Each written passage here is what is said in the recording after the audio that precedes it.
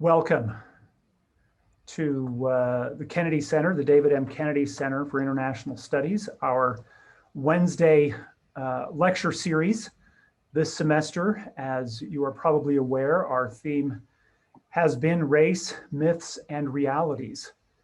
And as you may also know, that in the Kennedy Center, we have a lot of events and things that we sponsor. So I encourage you to pay attention to our website, follow us on social media, on Facebook, on Instagram for further information. Let me just draw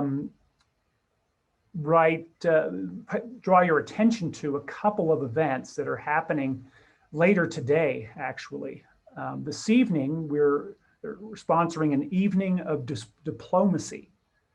And this is a virtual reception with 13 diplomats who are currently serving with the US State Department. And this should be, if you're interested in a career in diplomacy, this is a great opportunity. Also, I'll just mention this is not sponsored by us. This is sponsored by the World Trade Center in Utah. What they call the China Paradox is a series of presentations they've been sponsoring. Today at 4 o'clock, you'll hear the third part of that series, in which you can hear leading experts on the changing US-China relationship, how that relationship is changing and what that means for business. So I encourage you to check those out. And I will also mention that our final presentation is next week, next Wednesday, of course, at noon, which is the last day of class here on BYU campus, when we will have the Kennedy Research Fellows, which are two students who will be presenting their research on the semester's theme to us. And so invite you to come to that as well. Well, let's begin, as is our custom at BYU, with an opening prayer, which will be offered by Katie Linford, who is a double major in Latin American Studies and Spanish and Portuguese from Austin, Texas. So, Katie.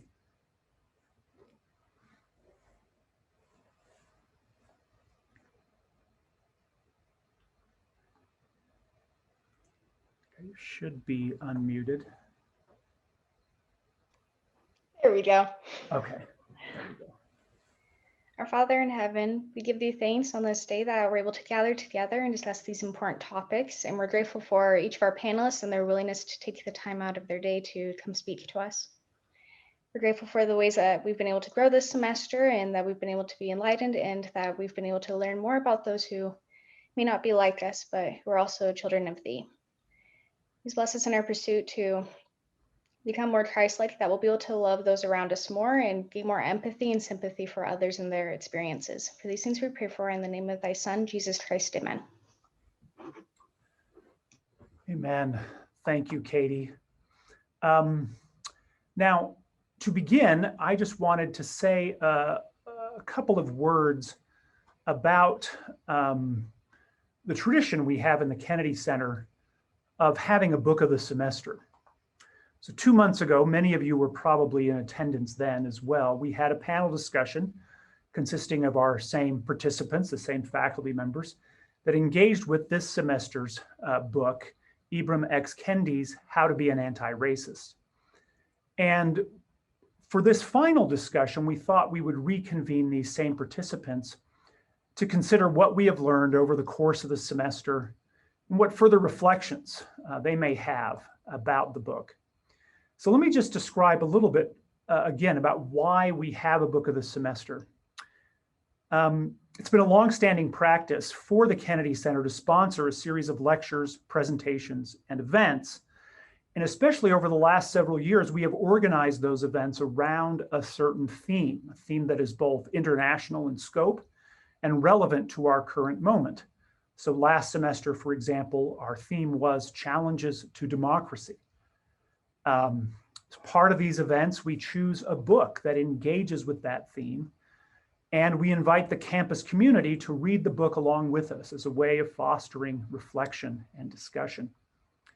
So when we try to decide on a book of the semester, we do not look for a volume with which everyone agrees, assuming that such a volume exists, which probably does not.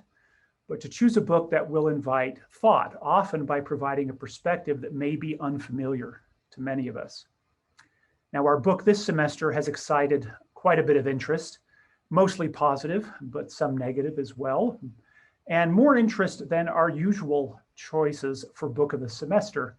This is no doubt because How to Be an Anti-Racist engages a controversial topic and pushes back against some commonly accepted ideas about that topic. But our hope is that this book, along with the other lectures and presentations that we have sponsored during the course of the semester, that this will help bring about a fruitful engagement with our semester's theme on race, myths, and realities.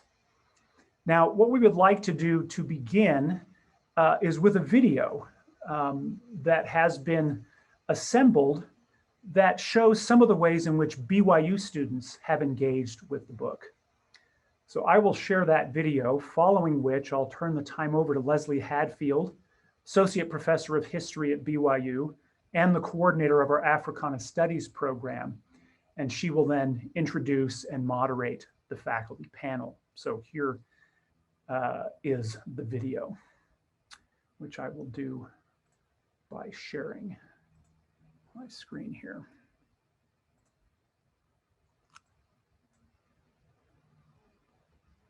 Okay, hold on, I'm sorry, there's something.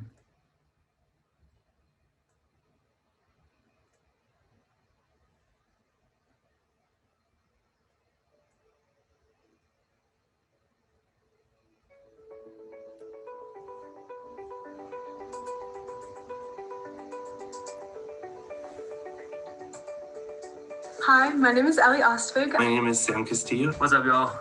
My name's Aiden Callahan. My name is Yuki. Hi, everyone. My name is Emily Block. My name is Connor Stevens. I am a senior here at BYU studying psychology and sociology. Latin American Studies here at the Kennedy Center. I'm a junior on the baseball team here at BYU. I'm a senior in the industrial design program. I'm a public health major. I'm also the president of the BYU Anti-Racism Club.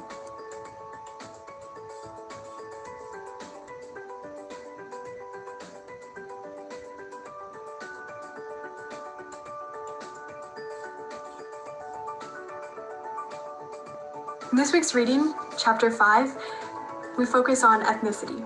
This chapter was especially meaningful to me as I continue to learn about my own ethnic identity. All my life, I've had people tell me that I don't look Hispanic, or that I act too white, or I'm not Latina enough. No matter what the intent, comments such as these imply that there's a certain qualification for being who I am. We need to overcome our preconceived notions of what different ethnic groups should look like, act like, or what we think that they should be. The history of our country is riddled with ways that negative, widespread stereotypes have crept into policy, caused inequity, and created division. Ethnic racism thrives on an us versus them mentality. However, being an anti-racist is all about the ability to change. The chapter I'm going to be talking about today is chapter 6, titled Body. In this chapter, Kendi talks about some of the racist ideas that pop into some people's minds when they see people of different races. He talks about the difference between racist thinking, which views individuals in terms of groups or types they embody, and anti-racist thinking, which rejects any correlation between individual behavior and race. Throughout the chapter, Kendi talks a lot about where he grew up and some of the ideas that he was raised around.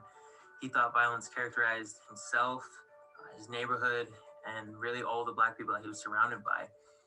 There were a couple different instances where he mentioned like he witnessed bad things and he felt like he should step in and do something, but he didn't because he says, quote, "I was as scared of the Black body as the white body was scared of me," end quote. He then lists a number of statistics that discredit this fear. One of those being that there is higher correlation between violent crime and unemployment than there are between violent crime and race. He says, quote, "I believe violence was stalking me, but in truth, I was being stalked inside my own head by racist ideas," end quote.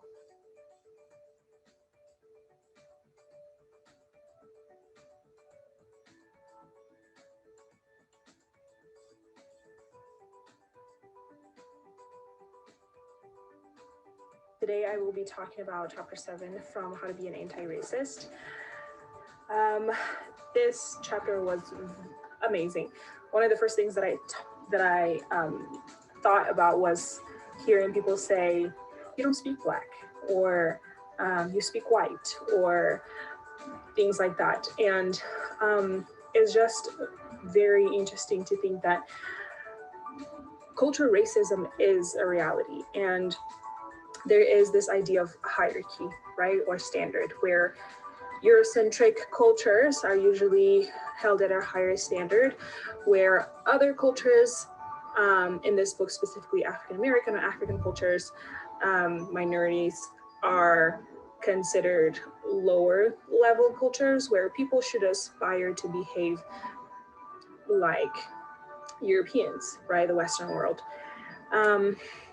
One of the things that stuck to me from this book is that no culture is inherently bad.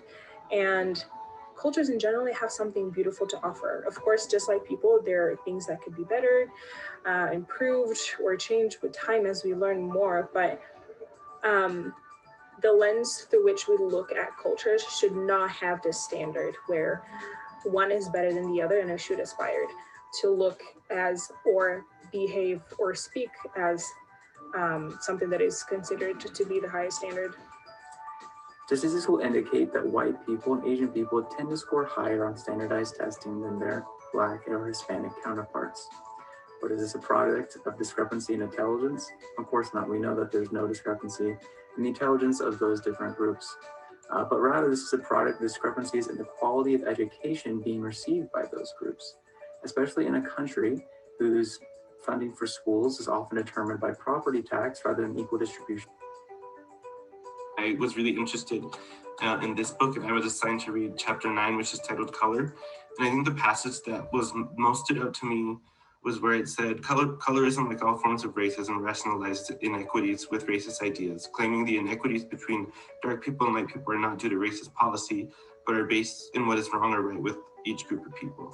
Colorist ideas are also assimilationist ideas, encouraging assimilation into or transformation into something close to the white body.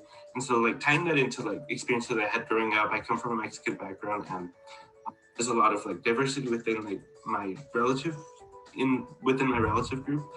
And I remember people always wanting like the next child to have like lighter skin, or like being really happy when they had blue eyes or green eyes.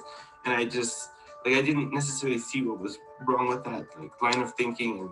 And I later in life realized that that is colorism, like wanting to achieve those European, beauty standards.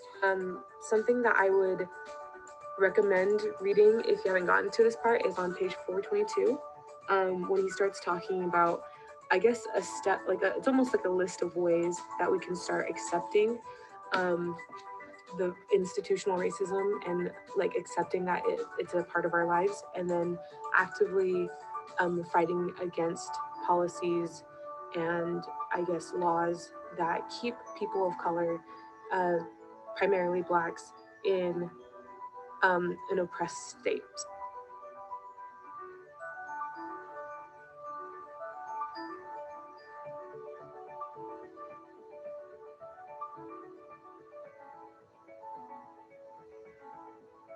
That we should all just learn to embrace our own cultures and find the beauty in them. That way we can understand that though they are different, they all have equal value, not just in our personal lives, but in what we can bring to the table, because that's how we truly create a diverse world and learn to respect and embrace different cultures. Anti-racism is something I'm passionate about because, first and foremost, I believe that everyone deserves to be treated with love and respect. I think that each of us has unique differences and that those should be celebrated and loved, but I also believe that we should live in a society that is built in a way that allows equal opportunity for every member of that. To be an anti-racist is to consciously respect, support, and celebrate all ethnicities.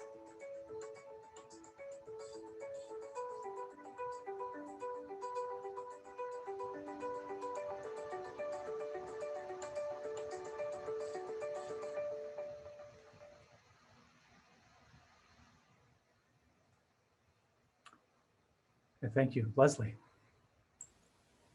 Thank you for that. I really appreciate all those who contributed to that video. We have paid attention to questions and comments online as the Kennedy Center put out these videos. We're so grateful for all the students who were willing to put their ideas out there. We also, we didn't get to all the questions on our last panel. There are so many, just like if we were meeting in person, not everyone could come to the microphone and ask their question.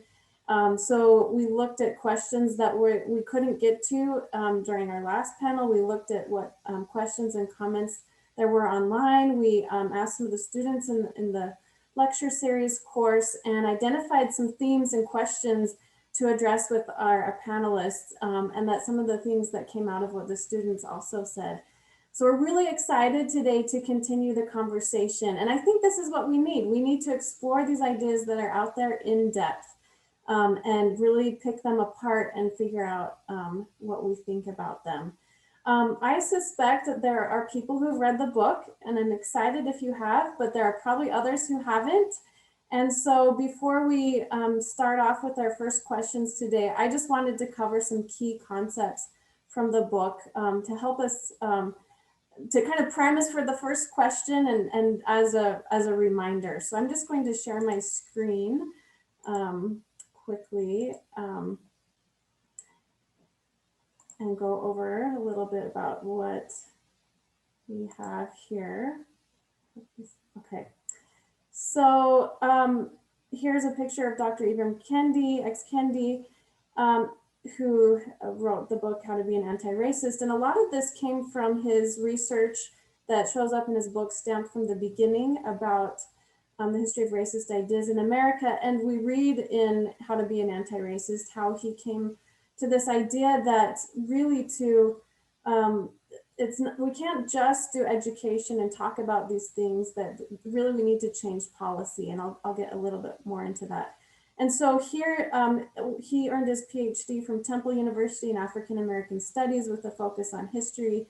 And as he's gone through his research, he decided he needed to do more active anti-racist work in identifying policy to change. And so he founded 2 anti-racist centers, the American University Anti-Racism Center, and he's now at the Boston University Center for Anti-Racist Research. And of course, we've heard him in the media, and he's put this work out in many different ways, including his anti-racist baby book for even little kids. And I think for him, really definitions are important. These are the starting point. And so I wanted to go through those to make sure that we were all on the same page. And again, this will relate to what we talked about with our first question, that he talks about racial inequity when 2 or more racial groups are not standing on approximately equal footing. Dr. Ryan Gabriel, who's one of our panelists today in the Sociology department, gave a wonderful devotional yesterday, which you can all go and watch, and I encourage you all to do that. And he gave some similar definitions about what racism and racist ideas are and how they are rooted in this pride, right? So when Dr. Kendi talks about things as racist, it is this expression of the idea or supporting policy that that either leads to this inequity, racial inequity, or believes in that. And so racism, he defines as a powerful collection of racist policies that lead to racial inequity and are substantiated by racist ideas, so this encompassing aspect. So then what does it mean to be anti-racist? That's the point of the book, right? That if you're anti-racist, you support policies through actions or you express ideas that racial groups are equals in all their apparent differences. We heard this beautifully from the students in the videos. And that anti-racism is a powerful collection of anti-racist policies that lead to racial equity and are substantiated by anti-racist ideas. And he goes through, he unpacks these various complex ideas related to racism through his own personal story in the book. And we saw these mentioned in the videos with the students, colorism, ethnic racism, culturalism, classism. And I hope that we will all look through that. I think one of the things that's hopeful about his work is that he tells us The good news is that racist and anti-racist are not fixed identities. We, including himself, can be a racist one minute and an anti-racist the next. So it's up to us. It's what we say about race, what we do about race in each moment that determines what we are, not who. And we can keep working in that direction of being more consistently anti-racist. And he gives us ways to do that, to basically identify where those racist things are, where those policies are, those actions and ideas are that promote racial inequity, and to promote the racial equity in that. And I love this as he concludes his introduction. After taking this grueling journey to the dirt road of anti-racism, he calls it a dirt road because we're unfamiliar with it. Humanity can come upon the clearing of a potential future, an anti-racist world in all its imperfect beauty. It can become real if we focus on power instead of people. If we focus on changing policy instead of groups of people, it's possible if we overcome our cynicism about the permanence of racism.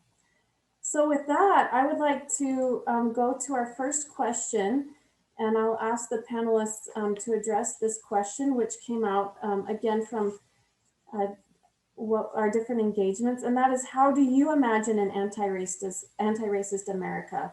Are there specific examples that you have seen of anti-racist work that we can point to as a way to get there? And another question with that, I'm sorry, it's kind of loaded. Is there race in an anti-racist society? Do we see race in that anti-racist society? So I think we'll start with Rebecca de Schweinitz, an associate professor of history, and then we'll ask Dr. Ryan Gabriel to speak, and then Lori Spruance, who is an assistant professor of public health at BYU. Thank you.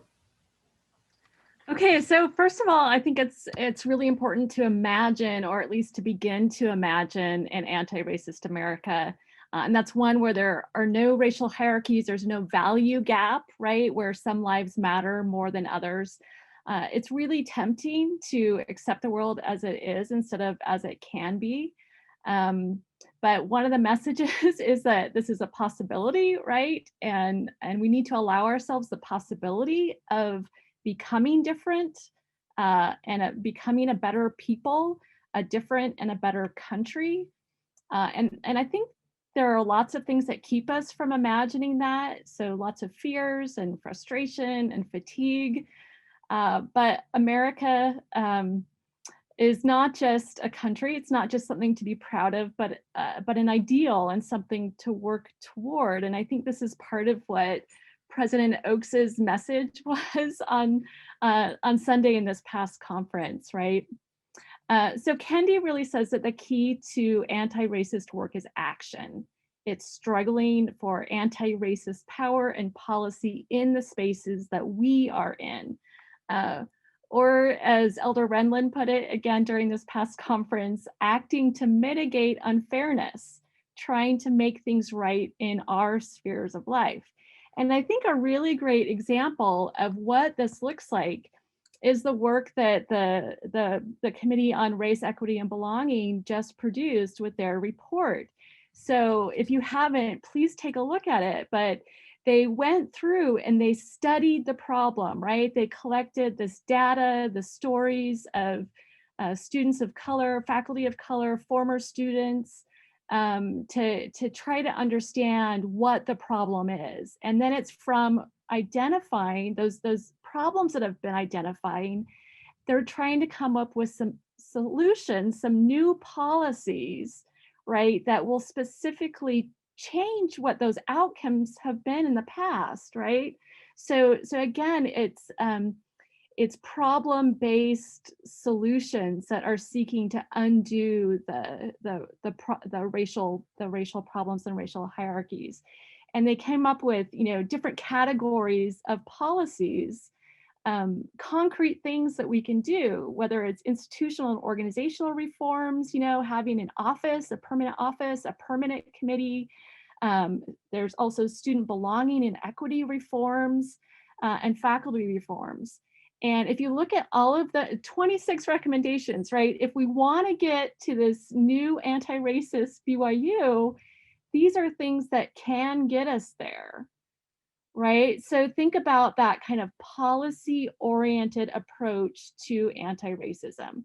You know, we're already teaching classes here at the university, and that matters, but it's got to be more than education, right? We've got to have these concrete initiatives that put into place structures that will undo more than a century of racism and racist policies that have guided BYU and what it looks like and what the experiences of students are like.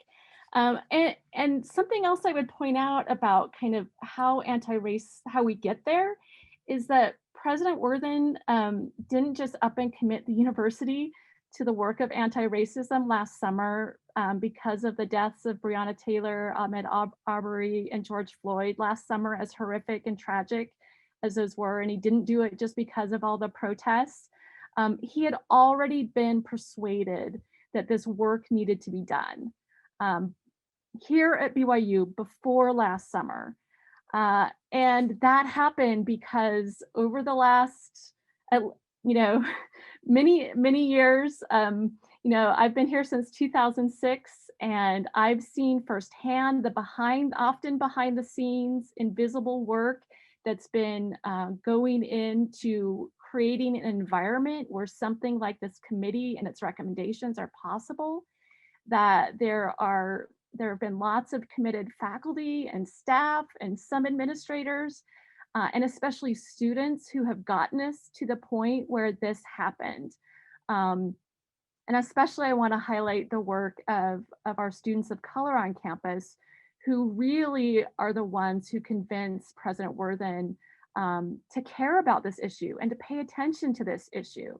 And those students were nurtured by faculty and staff in classes and in programs such as the Africana Studies program, which Dr. Hadfield and other faculty brought back to BYU. And it's an important, again, kind of structural support that does the work of anti-racism, right? It's not just, you got to have these kind of concrete changes that are designed to empower these students.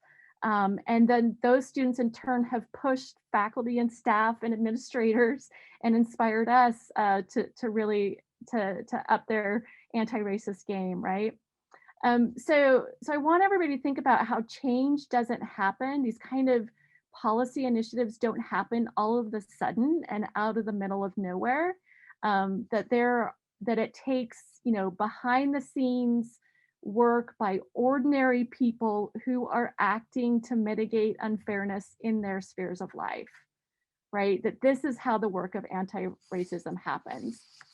I'm really encouraged by how BYU students in the wake of everything that's happened have taken up the charge to do this. So we've got the new anti-racism club at BYU, right? I mean, this is how we get there, and how you as students can act in your spheres of life. I was really encouraged by the students who flocked to my African American history class last fall because they really wanted to be part of the solution, right? And I think that's another message for students, to Rosa Parks, somebody like Rosa Parks, who we think of as this really important figure in the civil rights movement. She wasn't an accidental activist. She was trained. She was a trained civil rights organizer, and doing the work to get yourself that training and understanding is going to be what helps you to then be effective as you're looking toward policies. I definitely have things I can say about kind of race and why we need to pay attention to race, but maybe you can come back to me and I'll let others speak for a minute. Rebecca, that was awesome. I'm actually really excited to hear more of your thoughts. So I'm going to actually try and be rather short, because I think you've hit on a lot of key factors. I think BYU is working to be just such an example and just such a place. I think we're coming to recognize that we can see individuals' race, the history that's associated with that, the cultural heritage that comes with that, while at the same time recognizing that they're children of God and recognizing commonalities, right? This isn't an either or situation where we have to, in order to achieve racial equality, that we need to somehow abandon the idea of race whole cloth, right? It's a part of it. So it's beautiful to see that as a university we're working to do that. And like you said, the students have really been the drivers on this. It's been so neat to see their energy and effort and work that they put forth to be heard and to say, I'm a child of God and my race matters. And we can be similar in this deep commonality of coming from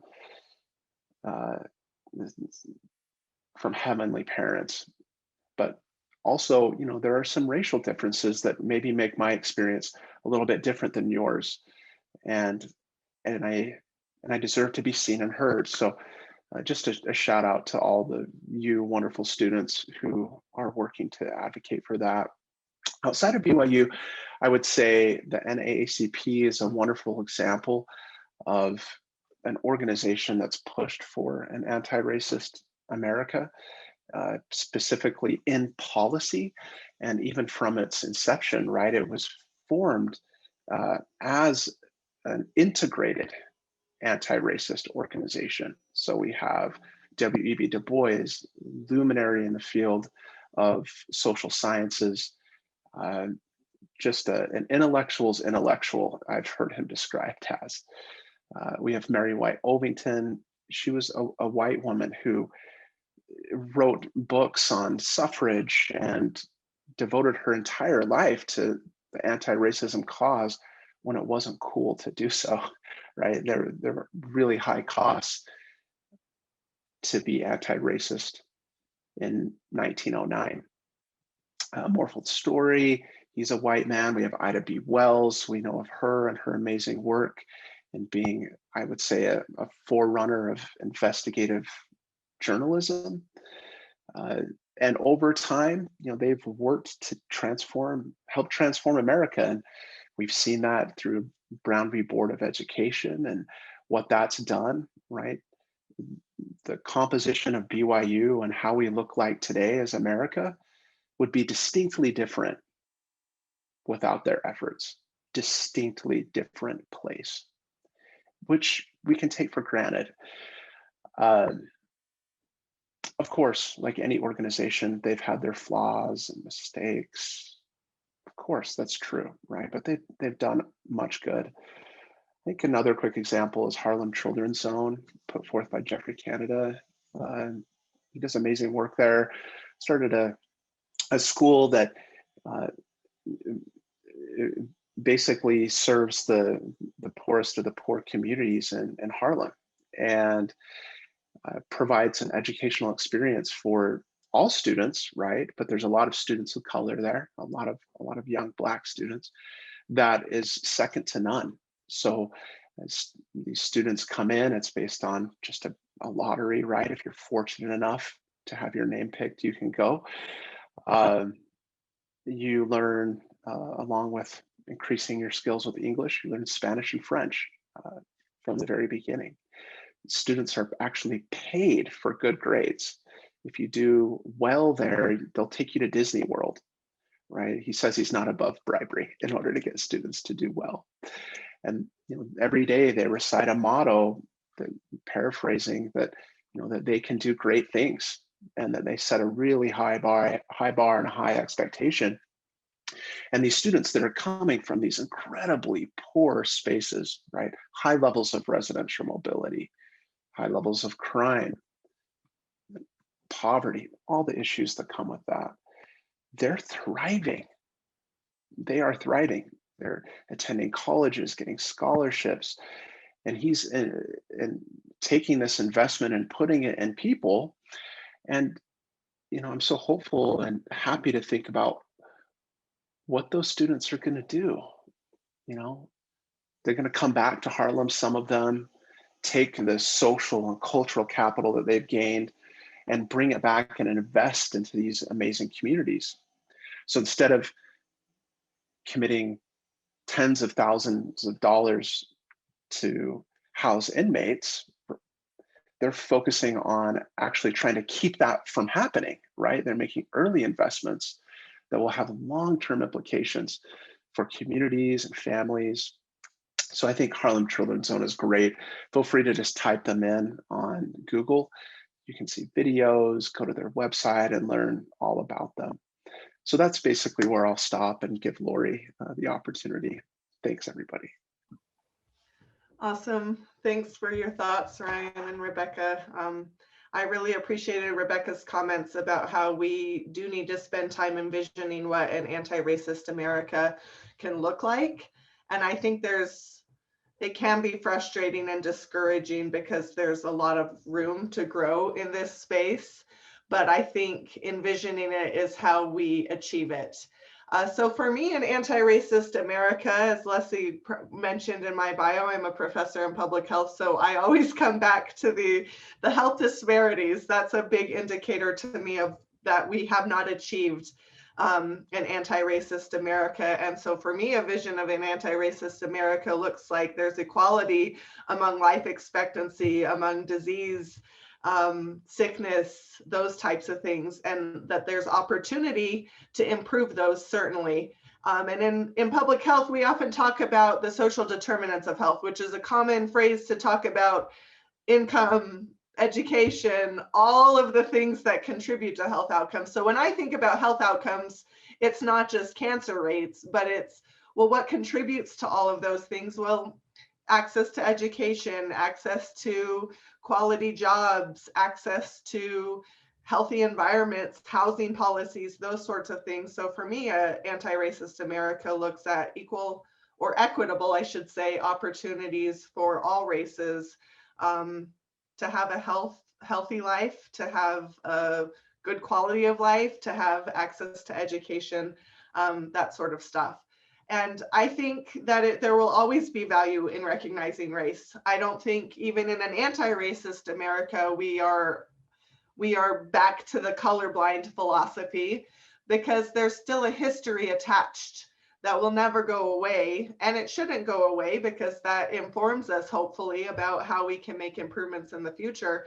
But people from a variety of different backgrounds come from a variety of different histories, and we need to recognize race in order to recognize that there have been different situations historically that members of different groups have experienced. So I don't ever want to get to a place where we don't see race anymore, because I think there's beauty in that, and I think there's ability to develop compassion and empathy in that process. Go ahead, Rebecca. Okay, so I'll tackle too this, some of the reasons why we need to keep thinking about race. One is that, we like to imagine ourselves as colorblind, but it just doesn't fit the evidence, right? As far as we have come in the last few decades, there's still plenty of evidence. And I like what Professor Eddie Glaude Jr., who's an African-American scholar at Princeton, says, and he weaves kind of what he says in with James Baldwin's writings, which make it even more beautiful. He said, "We have to fight it out in order to finally rid ourselves of the assumptions about who was valued more than others. One can only transcend color by passing through it and uprooting the lie along the way. The lie that the color of one's skin determined the relative value of an individual's life and justified the way that American society was organized." So the lie, whether we want to admit it or not, is still there. And we see it over and over again in the differential ways that we talk about all sorts of things like welfare and drugs and crime and teen pregnancy and education and public housing and even things like achievement. And we see it in the unequal statistical outcomes that Kendi highlights, and Lori talked about what they look like in public health. Kendi himself says, in order to be remedied, racism has to be seen and it can be measured. And I think it's important to maybe realize that we've been looking at unequal statistical outcomes according to race for a long time. but historically we look at that data and we use it to say that it proves the inferiority of Black people as a race, right? So for instance, in progressive era America, there's lots of studies that folks are doing on crime because crime rates are going way up, in part because, as Dr. Gabriel talked about yesterday, states are passing laws that criminalize especially Black behavior. And so things like not having, be able to produce on demand proof that you have a full-time job, or loitering, can get you thrown in jail and put on the chain gang with the convict lease system. So in progressive era America, white criminality is constructed as a response to environmental factors and as the result of economic inequality. And it then is a societal problem that required a social work approach. Whereas Black criminality was constructed as evidence of an inferior race and culture, and something that either needed to be ignored or could only be solved by policing, right? And folks are also looking at those stats and saying, that so many Black people are in prison, and that this correlates, at the same time this is happening, we have an increase in the number of Black churches and Black schools. And so this proves that Black education and these other civilizing influences are a waste of time and money. And so they're using this data about race to make decisions about resources, right? And to shape policies and to justify the second-class status of Black Americans. And so, now that we're looking at the data and looking at race and these outcomes for what it really tells us, and now all of a sudden it's bad to look at race, right?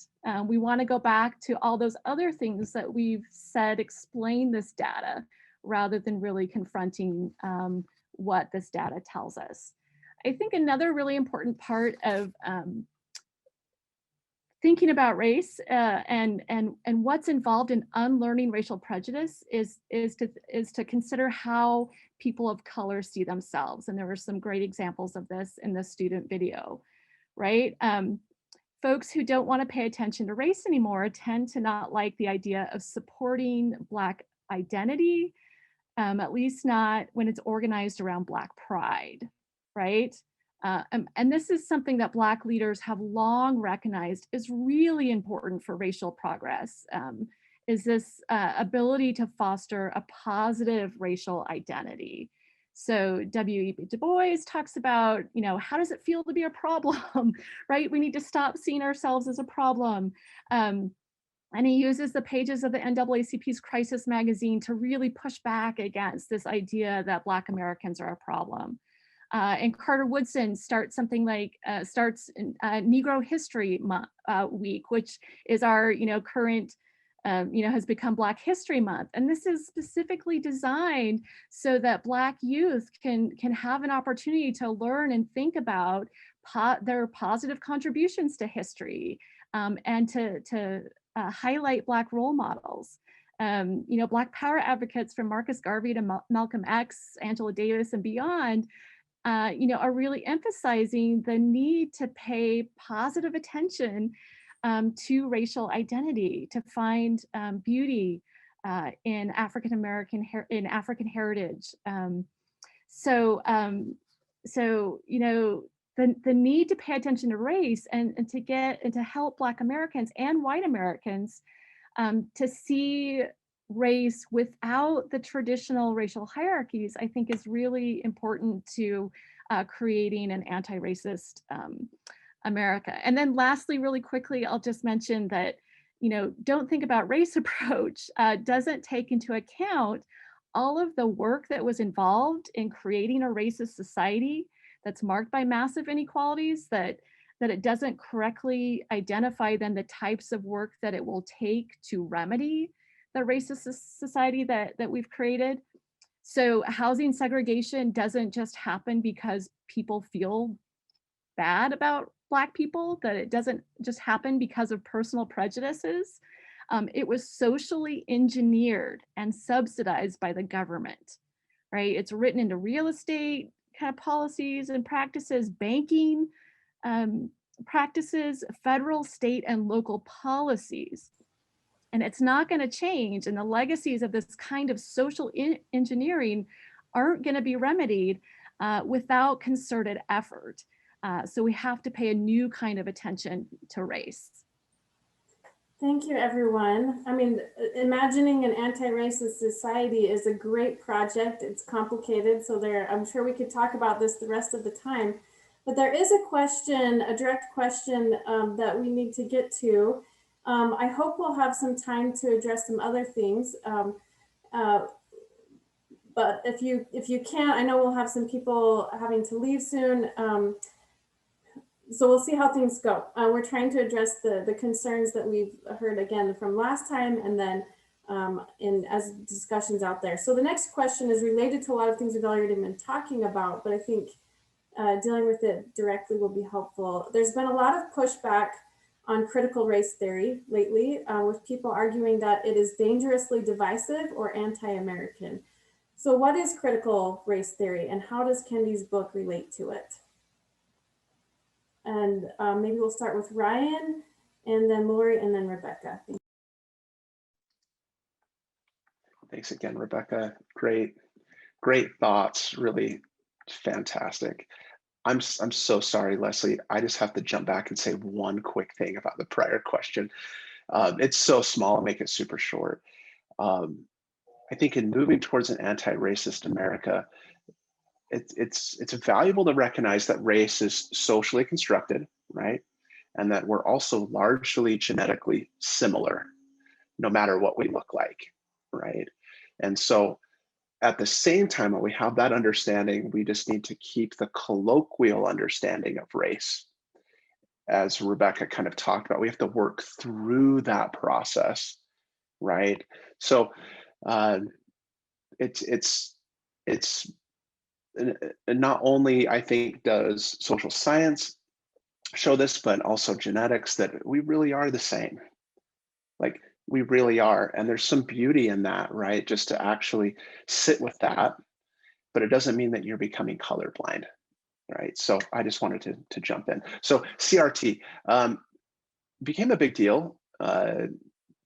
It was largely, I would say, more of an academic discourse, founded in the 1970s by a group of legal scholars, but really it traces its roots back much further than that. The work of Du Bois, James Baldwin, which Rebecca highlighted, talked about many of the basic tenets of CRT. I would say it considers many of the same issues of conventional civil rights discourses, but tries to broaden them and includes, economics and history and emotions, even the discussion of those, among other features. But kind of unlike the traditional civil rights discourse, it's which kind of stressed incrementalism, this kind of step-by-step progress, which is valuable, right? We need that as well.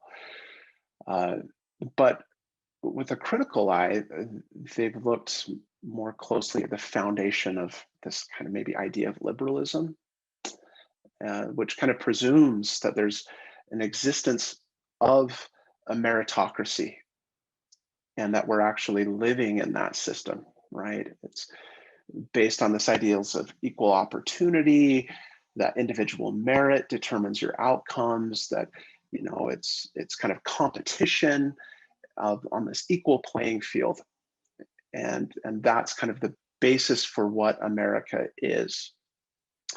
CRT's kind of pushed back against that, and a famous sociologist who was president of the American Sociological Association named Eduardo Benio Silva wrote a book called Racism Without Racists, where he talks a lot about these kind of ideas of CRT and the language of liberalism. And basically he says that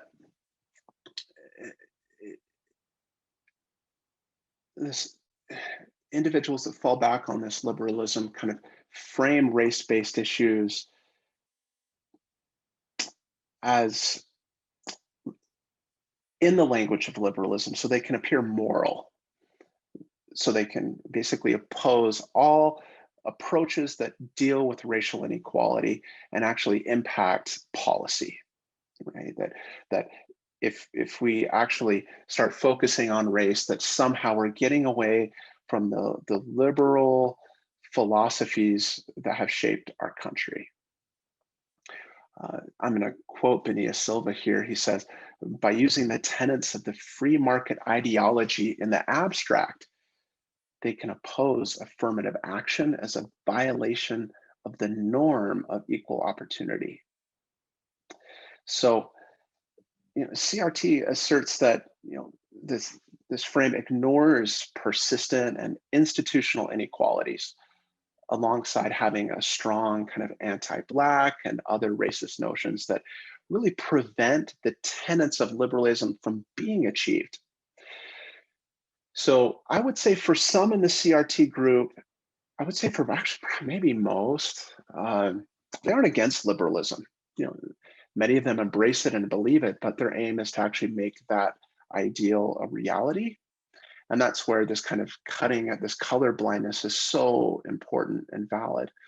So let me just share a few of the basic tenets of CRT. They think that that racism is ordinary. It's kind of a common experience for people of color. That racism maybe advance the interests of white elites, and even maybe working class whites psychologically.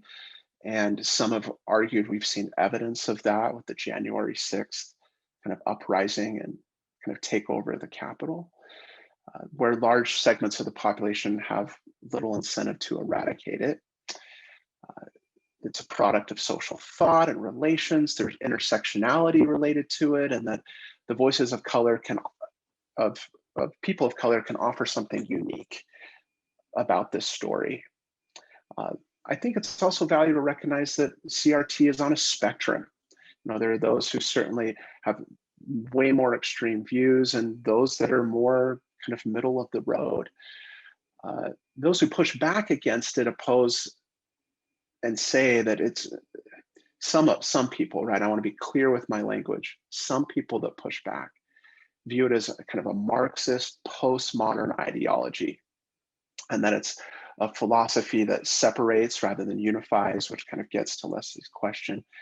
They view it as Marxist because instead of the bourgeoisie and the proletariat, the owners and the workers, those terms have been replaced by whites and non-whites.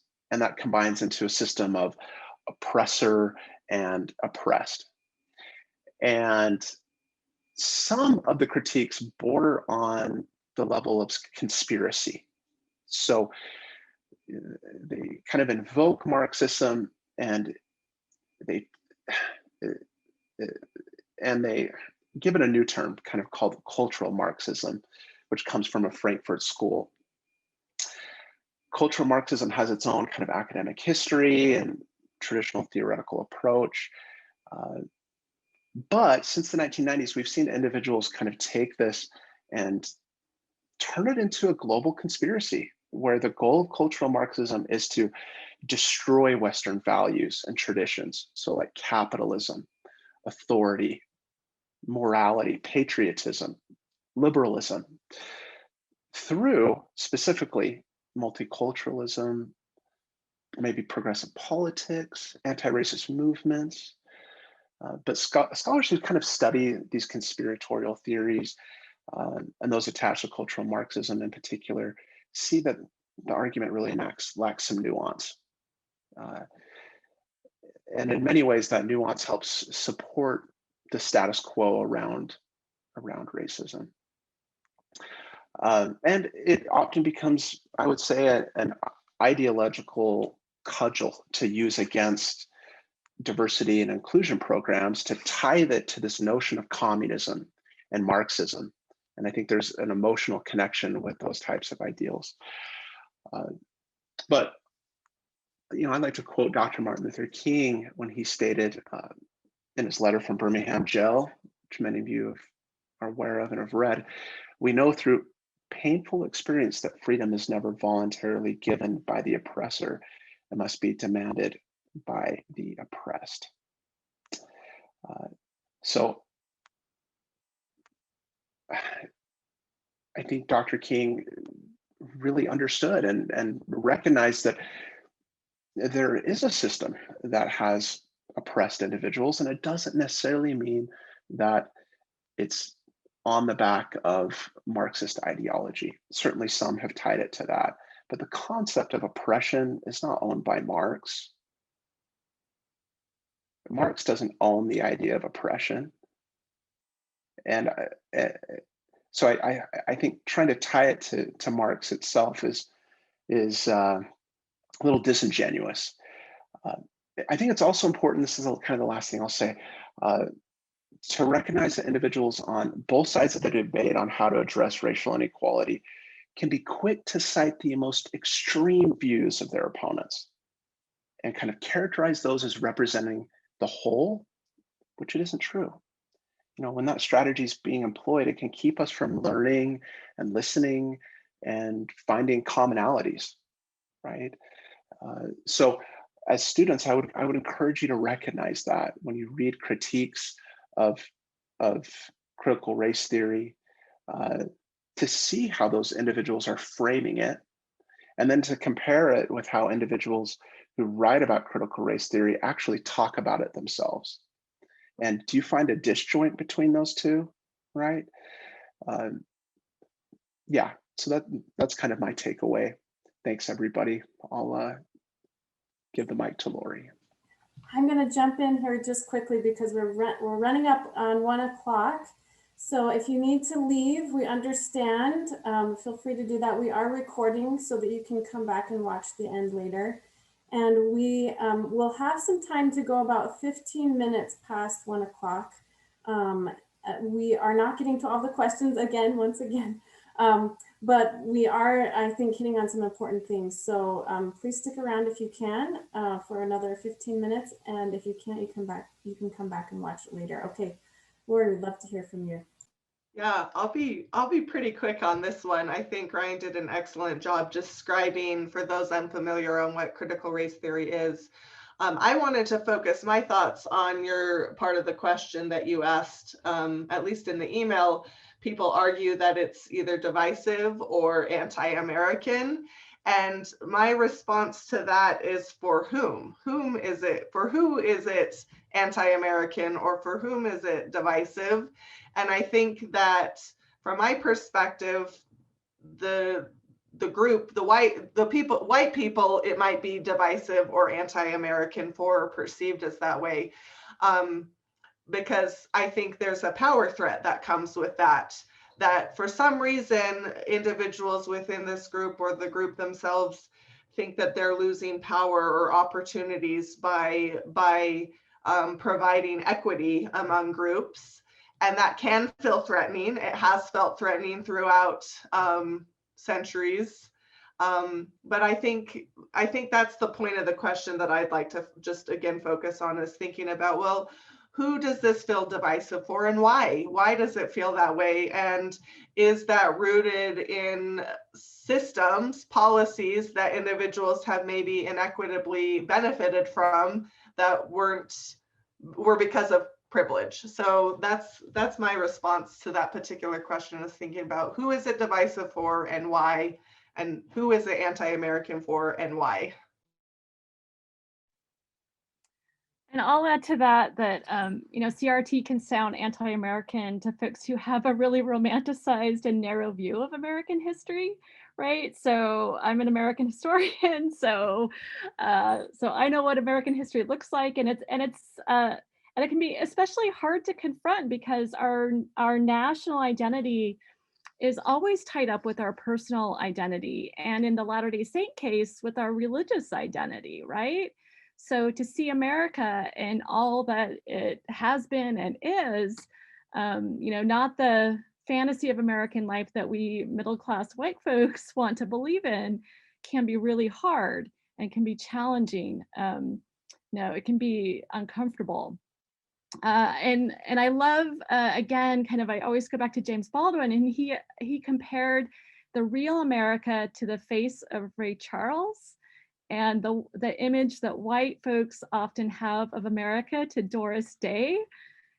Doris Day is more pleasant and easy to look at, right? It's a comfortable image, but Ray Charles, right? You get depth. There's real pain and struggle, but also real joy. And so again, like an anti-racist America is going to be ultimately, more beautiful. And I think that in my study of history, as you look at the hard parts, it's inspiring to see the faith that people have in America, the kind of pushing back against the catastrophe that's kind of that is their life and the circumstances that they're trying to get through.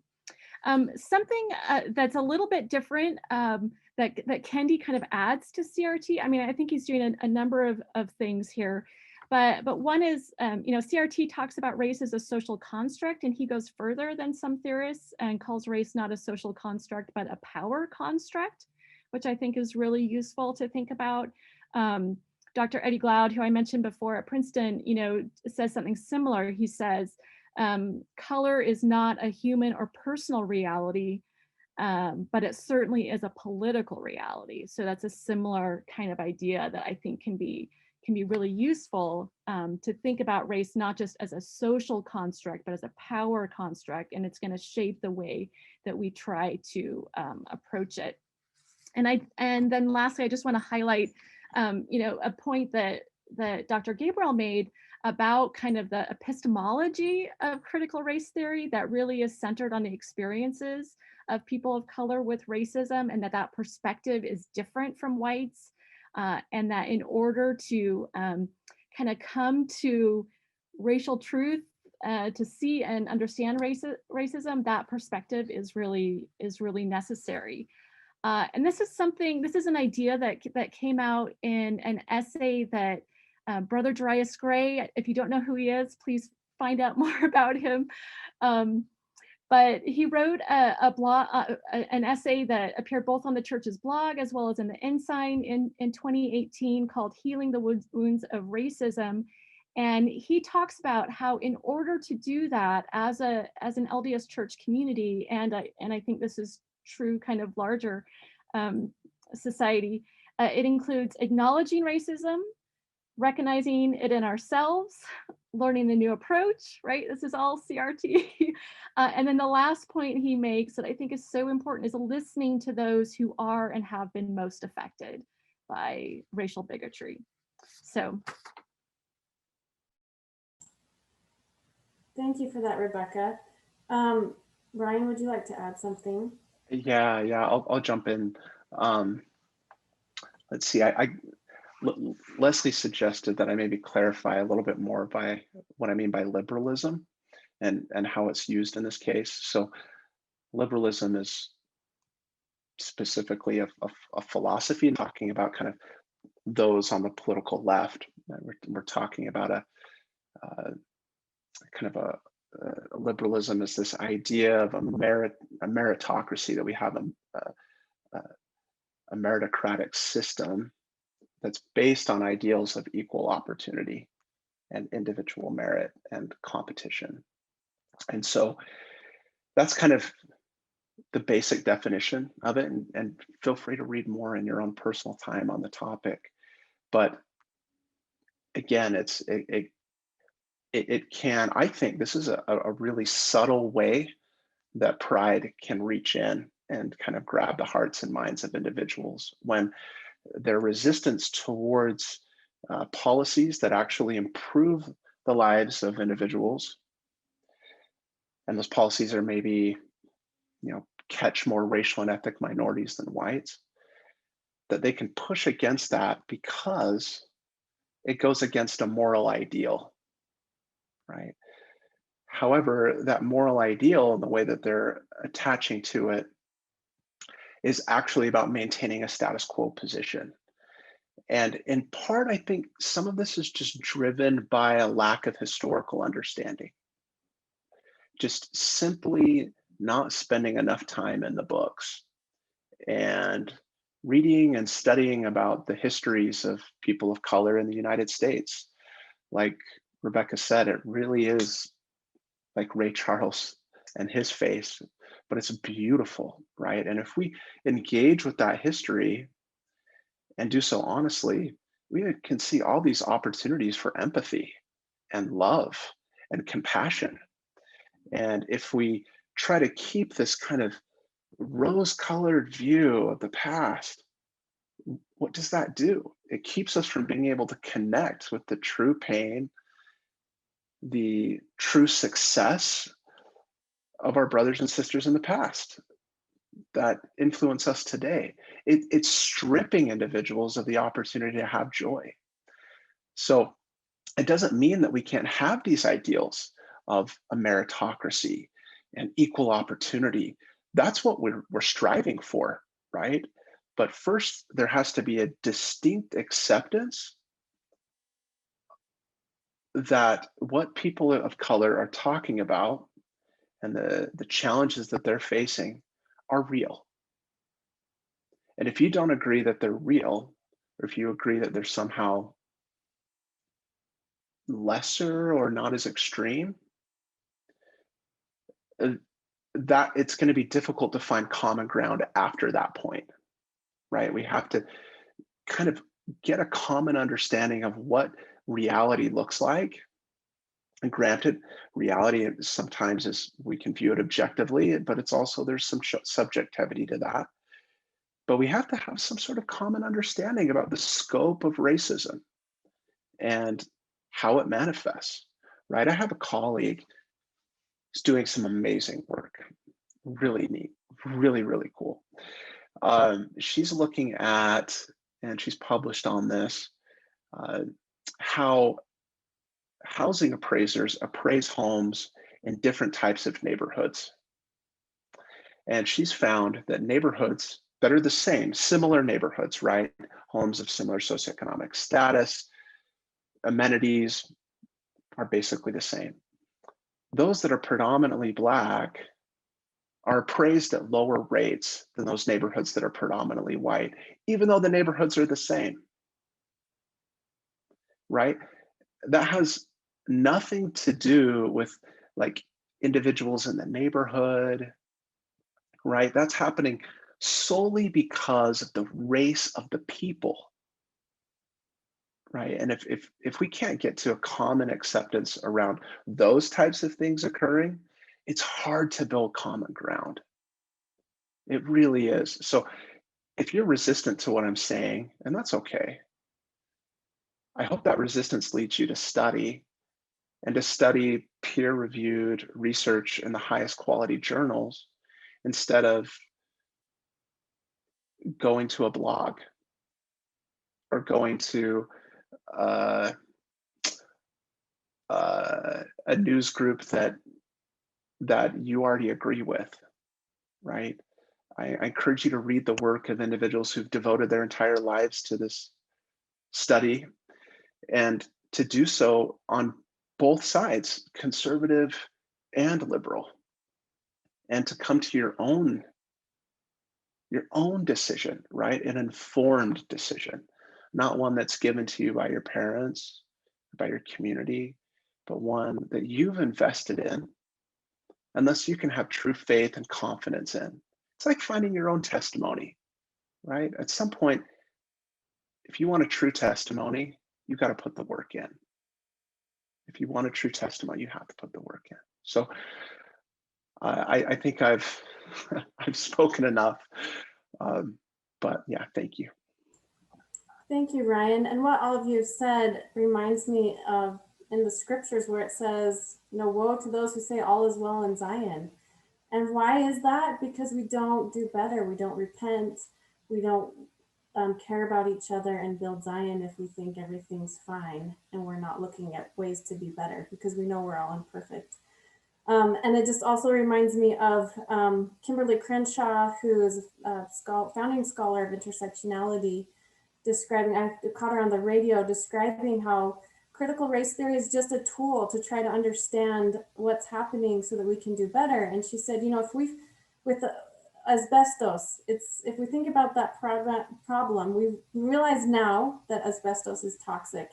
But if we said that people trying to understand how to identify it and root it out were going back and being divisive, that wouldn't seem reasonable to us. And so she encouraged us to think about it that way, that we're trying to move forward. And that is what President Nelson has asked us to do in rooting out racism, is to identify those things where they are so that we can take it out, right? We have only about 4 minutes left. I just want to give each panelist a time, if you have something that you are hoping to say, to add, then I'd like to give you that time. So we'll start with Lori, and then we'll go to Rebecca, and then Ryan. Yeah, thank you. This has been an awesome panel, and I always learn from my colleagues too when I sit on these, so I'm grateful for those who have participated. The last thought I had lingering was kind of circling back to this anti-racist America, and we talked a little bit on the panel about the priorities that, or this 26 priorities that, now I'm forgetting, Committee on Race, Equity, and Belonging has set forth. And so it made me think a little bit about our spheres of influence. And right now, as students, faculty, staff on BYU, of course, BYU is one of our spheres of influence, but this isn't the only sphere of influence you have. And so to think not only critically about what's happening on your campus, but also what's happening in your own community. And I know sometimes students don't always feel connected to the overall Provo community. So it could be things happening in Provo's community. It could be things happening in your own community. So following legislative priorities in your city, in your state, those sorts of things, because that's a sphere of influence, and in your country too. But you have a great sphere of influence, and sometimes I might argue a better sphere of influence over your more local things than you do on national priorities. But oftentimes those are the places that we're least engaged in. We may hear about things happening in the Biden administration that frustrate us, or that we want to see changes, or those sorts of things. But we can also be agents of change in our own local communities to see what types of policies are being implemented and how those may be affecting different groups of people.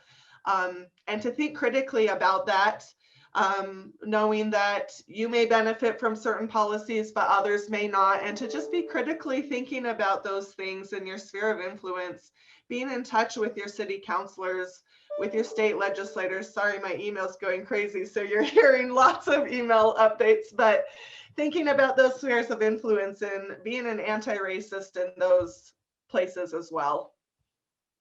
I'll just kind of piggyback on Dr. Hadfield's comments about, critical race theory as one tool, and that there are lots of tools. And I think that we have some pretty powerful tools that have come from the church. So this past conference made clear, if it wasn't already clear from what President Nelson and other general authorities have said over the last few years, that this type of work, the work of anti-racism, is a religious imperative. And a number of the brethren and female leaders of the church offered, some ideas that really fit, I think, really well with what Kendi's saying. So Elder Gong encouraged us to listen to the cries that represent the wounds of the city, of our country, of the world. And he talked about the stained glass and to recognize, like the first panel in the stained glass at the cathedral, that this is a world of wounds and thistles, of labor and burdens that are experienced differently, and that we're called to help to bring about the new Jerusalem that's represented with the coming of Christ in that third stained glass panel.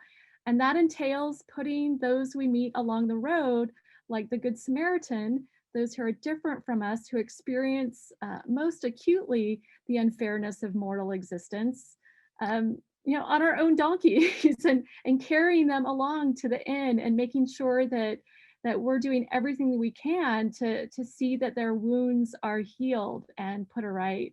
And then I really loved Elder Renlund's thoughts as well, who talked about specifically about how mortal life is inherently unfair. And there are different types of unfairness that can often converge. And we might think that we're good judges about that unfairness, but we just aren't, right? And the first step is to stop throwing stones, to stop making judgments, to stop asserting hierarchies of value on human life. But our true calling as disciples of Christ who believe in the atonement, who recognize that Christ took on the suffering of all of us, of all that it's unfair in life, is to mitigate that unfairness, to be stone catchers. And he specifically brought out the example of Brian Stevenson, who's been to our campus, and I'm sure many of are aware of his work, as an example of that. So I just want us to think about, those tools that we have, and the encouragement that we've received from our religious leaders to, when faced with unfairness, to move toward and not away from God. I'll be very short, and thank you, Rebecca. Lori, I love this last conference. To hear Brian Stevenson's name over the pulpit was really amazing. And Elder Renlund really knew what he was doing, because in doing that, think of how many millions of individuals who had never heard of Brian Stevenson are typing his name on Google and going to EJI and seeing the work that's being done there, right? He knew exactly what he was doing. His talk was incredibly carefully crafted. So I have no doubt in my mind his intention. I would just encourage all of us to continue to study and learn and read about the issue from all sides, right? There's so much divisiveness in our country, and I hope that we can work to be peacemakers. I know that I'm certainly not perfect at that, and I get frustrated, and I think we all do. But to just embrace that all of us are brothers and sisters, and to really try and understand the perspectives of others so that you might be able to learn from them, but also that you can articulate your points clearly to them, right? It's really difficult to change the hearts and minds of others if you don't know the hearts and minds of others. And there's a great example of this by a man named Daryl Dawkins, I believe. And Daryl has worked, African-American man, at helping members of the KKK get out of the KKK. And I think he has over 70 Ku Klux Klan robes that individuals have given him as they've stepped away. And he did that because he studied and he learned, and he approached these people, as not caricatures of some sort of radical idea, but as people, as capable of rational thought and understanding and having conversation. And through that, he was able to make real change. Of course, there are plenty who resisted his efforts, but I hope that we can be an example of the peacemakers as we go forward on these issues. Thank you, everyone. We need to wrap up. I just want to give a big thank you to Ryan, Lori, and Rebecca. This has been a wonderful session. And just to remind everyone, this is a great way to wrap things up with our semester lecture series, and to remind people to continue to do that work, unpack race and do the work. Thank you.